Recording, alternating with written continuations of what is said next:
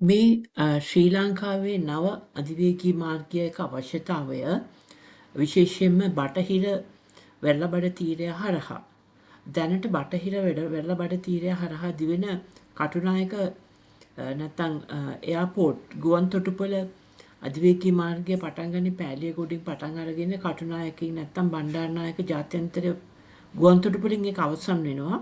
නමුත් වෙරළබඩ රෝමානු කතෝලික විශාල ජනතාවක් ලංකාවේ ජීවත් වෙනවා. විශේෂයෙන්ම රෝමානු කතෝලික ජනතාව වැඩි වශයෙන්ම මේ පොපියුලේෂන් එක නැත්නම් ජනග්‍රහණය ජීවත් වෙන්නේ වෙරළබඩව බටහිර වෙරළබඩ තීරය හරහා ඔස්සේ.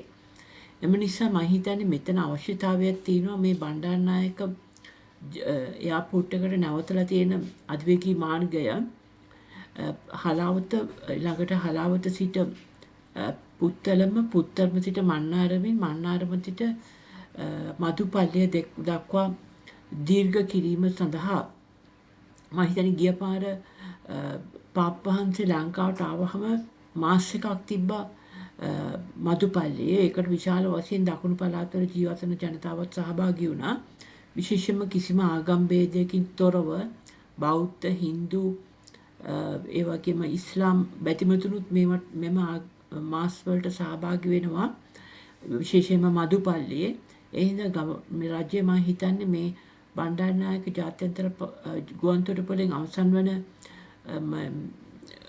අධිවේගී මාර්ගයේ මදුපල්ලියට වෙන්නප්පුව මීගමුව හලාවත පුත්තලම මන්නාරම ඔස්සේ මදුපල්ලිය දක්වා දීර්ඝ කිරීමට සිතා බැලිය යුතු කාලය